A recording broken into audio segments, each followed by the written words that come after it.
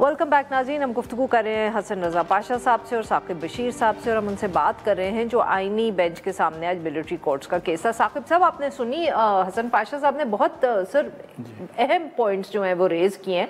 क्या ये इश्यूज उठाए गए हैं in the course of this case? जजेस को ने सुनी है इस तरह की आर्ग्यूमेंट्स? जी बिल्कुल, ये पॉइंट उठाए गए हैं मुख्तलिफ औकात में। तकरीबन 56-60 इसकी समातें हुई हैं। बड़ी तवील केस जो है वो आगे बढ़ा है।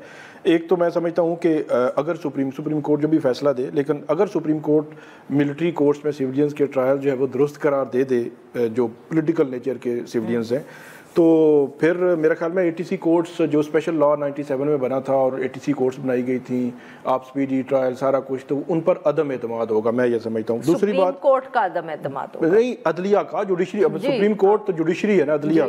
और दूसरा ये है कि जो सिलेक्शन प्रोसेस की बात की गई कि पिक एंड चूज, आज भी सुप्रीम कोर्ट में कि 104 को आपने चुना है, किस बुनियाद पर, ये चीज पूरे प्रोसीडिंग में कहीं सामने नहीं आई। अच्छा, हुकूमत इसका जवाब नहीं दी पाई। इसका जवाब कहीं सामने हो सकता है, होगा। फिर ये वो कहते रहे कि जो आप जब मजिस्ट्रेट के सामने पेश करते हैं सिविलियन कि इसकी कस्टडी मिलिट्री में आ रही है, तो उसने अपना माइंड अप्लाई करना होता है। माइंड अप्लाई करने के बाद उसने एक ऑर्डर देना होता है। वो ऑर्डर भी हमने देखा नहीं है कि कहीं जो है वो आया हो। फिर अपील का हक, अटॉर्नी जनरल ने पहले कहा था कि अपील का हक होगा, फेयर ट्रायल होगा, ड्यू प्रोसेस होगा, सारा कुछ होगा। ये तो बड़ी पुरानी बातें उन्होंने की थी। आज उन्होंने कोई जिक्र आज मुख्तलिफ किया। अच्छा। उन्होंने कहा नहीं, वो मैंने इंस्ट्रक्शंस का कहा था कि मैं जो है वो फेडरल गवर्नमेंट की इंस्ट्रक्शंस लूंगा। हाँ। या उन्होंने कहा कि अपील का राइट देने के लिए आप ऑब्जर्वेशन दे दें और होपफुली पार्लियामेंट जो है वो इस पर कोई लेजिस्लेशन कर लेगी।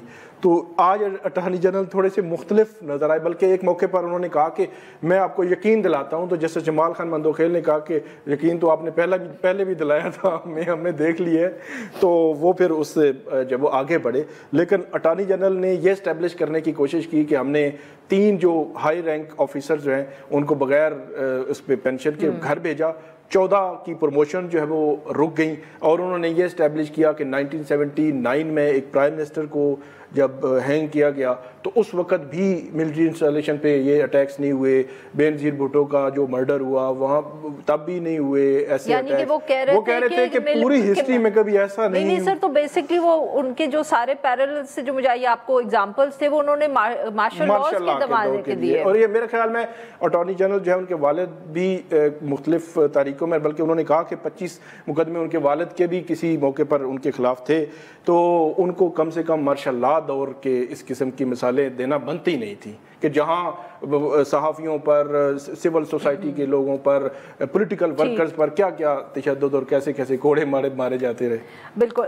पाशा साहब, सर आपने साकिब साहब की बात सुनी, बट सर पाशा साहब, सर यहाँ ये भी तो सवाल उठता है मेरे जैसे जो लोग हैं जिनको कानून का इतना मालूम नहीं है कि अगर ये फैसला जो आ गया सुप्रीम कोर्ट से कि ये ट्रायल्स हो सकते हैं, तो सर जैसे आपने खुद कहा था कि फिर आपने तो ऑब्वियसली कहा था कि उसका फ्रेमवर्क सेट करेंगे, बट खदशात तो सर लोगों के ये भी हैं कि उसके बाद किसी भी सिविलियन को किसी भी जुर्म में मिलिट्री कोर्ट्स में भेजा जा सकता है। आई मीन, क्या ये एक जजमेंट से तय हो जाएगा या इसके लिए जैसे आपने खुद कहा कि पहले लेजिस्लेशन हुई थी, इस दफ़े भी होनी चाहिए?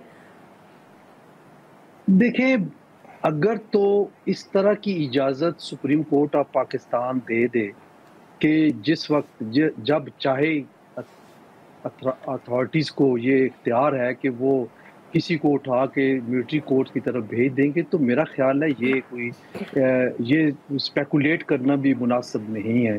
क्योंकि इसीलिए अदालत ने इन पॉइंट्स पे मुतअद्दिद हेयरिंग्स की और काफ़ी सवाल जवाब भी हुए कि किस तरीके से, क्या मैकेनिज़्म है, किस तरह आप उठा के उधर भेज देते हैं।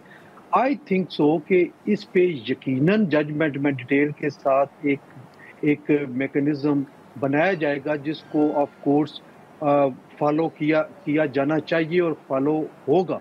मैं नहीं समझता कि सुप्रीम कोर्ट पाकिस्तान के कॉन्स्टिट्यूशन बेंच का 7 रुकनी बेंच है और वो कोई फैसला करे और उस पर अमल दरामद ना हो। अगर ऐसा होगा तो फिर ये कोई इतनी अच्छी एग्जाम्पल सेट नहीं होगी, क्योंकि आपको खातिर ख्वाह मौका मिला और आपको तमाम जस्टिफिकेशंस پیش کرنے کا اپرچونٹی دی گئی کہ آپ بتائیں کہ آپ کن حالات میں ٹرائل کر سکتے ہیں.